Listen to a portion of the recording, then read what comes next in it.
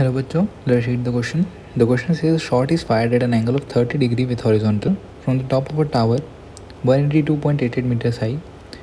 The velocity of projection is 60.96 meters per second. Find where from the foot of tower it strikes the ground. तो इस question में हमको बोला है कि there is a tower and a ball is और एक shot fire किया गया, मतलब बेसिकली प्रोजेक्टाइल फायर किया गया उस टावर की टॉप से. ओके, तो this let's say this is our tower A B, और यहाँ से शॉट फायर किया at an angle of 30 degree and initial velocity is 60.96 metre per second.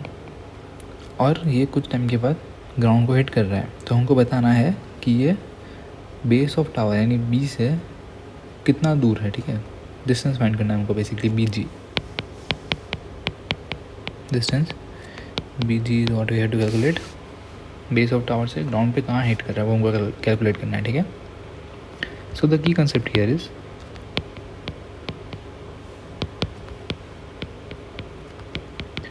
that a motion in a plane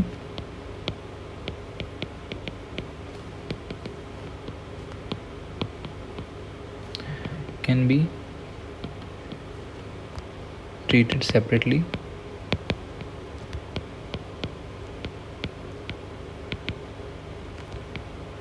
as its component along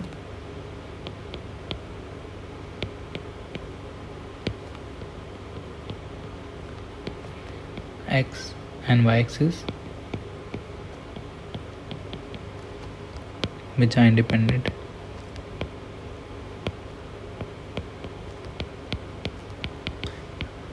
of each other. तो basically क्या है कि अगर हमारे पास एक मोशन है प्लेन के अंदर तो हम उसको एक्स और वाई कंपोनेंट में सेपरेट कर सकते हैं और दोनों के लिए separate equation of motion solve करके हम रिक्वायर्ड क्वांटिटीज़ फाइंड कर सकते हैं. ओके, सो हमारे पास इक्वेशन ऑफ मोशन हो जाएगी that would be like this. Distance in x direction is equals to u x t plus half a x t square and similarly y direction distance is equals to u y t plus half a y t square. Okay, so let's consider first the motion in horizontal direction.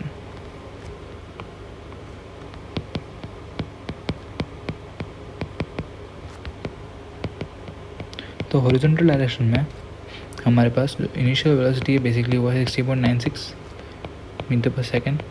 तो horizontal component क्या हो जाएगा इसका, u x equals to u cos 30 degree. Correct, this will be equals to 60.96 times cos 30 is root 3 by 2, right? So this will be equals to 60.96 or approximately 52.8 meter per second. Okay, right, therefore distance now equation for distance is equal to हमको क्या find करना है, हमको find करना है distance B जी. ठीक है, तो वो एक्स डायरेक्शन में therefore x is equal to u x t plus half a x t square. Right, तो हमारा यू एक्स से हमारा वो है 52.8 मीटर पर सेकेंड स्क्वायर. और हमको acceleration, there is no acceleration in x direction, a x is to 0. हमको कोई एक्सेलरेशन नहीं दिया हुआ एक्स डायरेक्शन में. Therefore x is equals to just ux t which is 52.8 times t metre. ठीक है, तो ये हमारी हो गई इक्वेशन 1. तो हमको डिस्टेंस पता चल गया as a function of time. Right, now this time will be equals to the time it will take to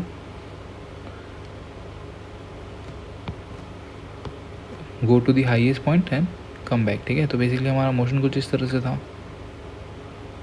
right, तो इस पॉइंट से ए पॉइंट से जी पॉइंट में जाने में एक वर्टिकल मोशन भी है. ठीक है, वर्टिकल मोशन और ग्रेविटेशन है वो डाउनवर्ड एक्ट कर रहा है.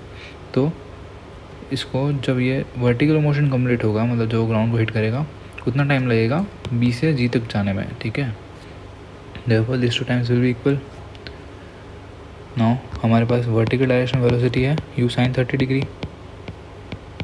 which will be equals to 60.96 divided by 2, which will be equals to 30.48 metre per second.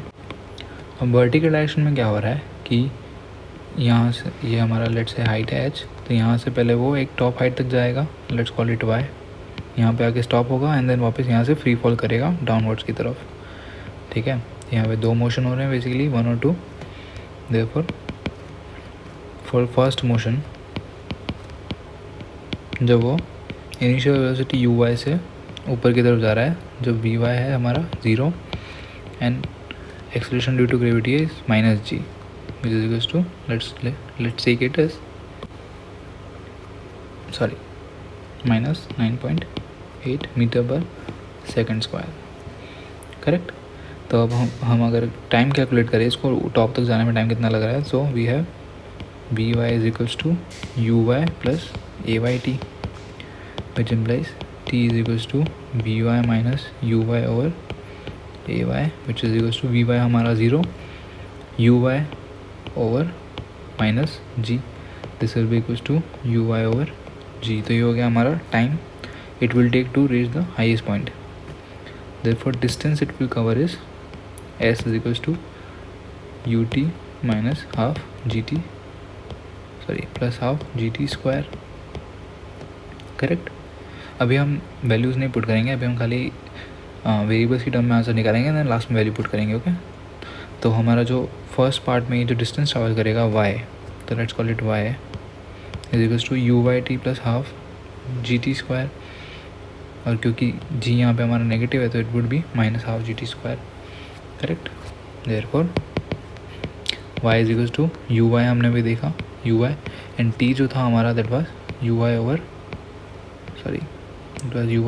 g, right, t minus half times हमारा जो g है and t again uy over g the whole square. This will be equals to uy times uy over g minus half times g of uy square over g square.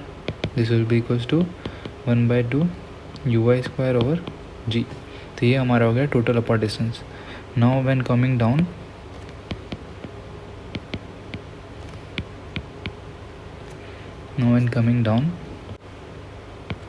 total distance to travel is equals to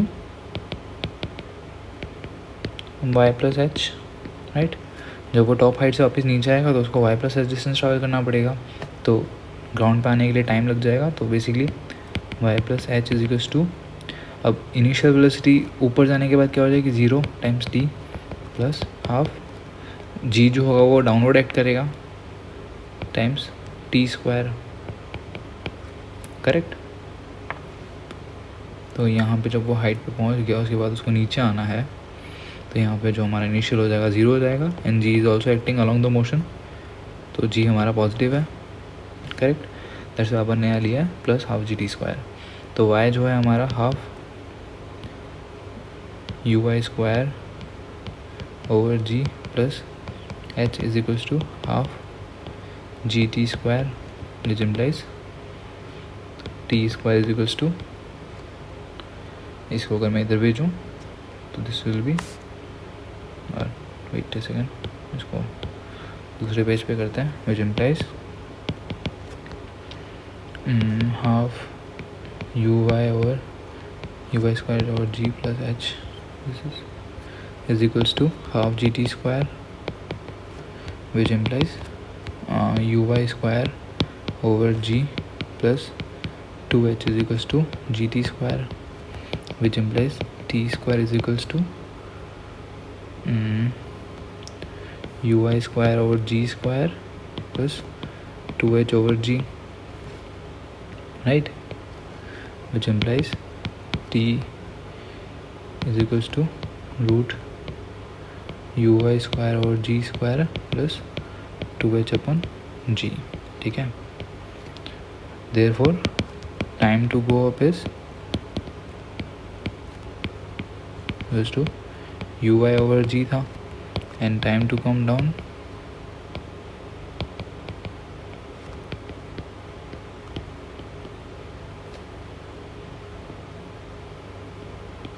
will be equal to root of uy square over g square plus 2h over g. Therefore total time is equals to uy over g plus root of uy square over g square plus 2h over g, right. तो हमारा time ये आ गया. Therefore x will be what, x was x was 50 point, let's check it out what x was. So x was 52.8, right? So x is equals to 52.8 times uy over g plus root of uy square over g square plus 2h over g. Now let's put the values. तो uy हमारा था 60.96 divided by 2, which was 30.48, right? Therefore x is equals to 52.8 multiplied by 30.48 divided by 9.8 plus root of 30.48 divided by 9.8 the whole square plus twice of height हमारी दे रखी है 182.88 divide by 9.8, right. सो अगर हम इसको solve करें 52.8 times 3.11 plus root over 3.11 the whole square से plus 37.322. Now let's just take it as 37.32. Okay, solving this we will get 526.15 meters. Okay, therefore distance traveled in x direction and distance between base and ground, distance between base of tower and the final position is equals to 526.15 meter, and this is our final answer.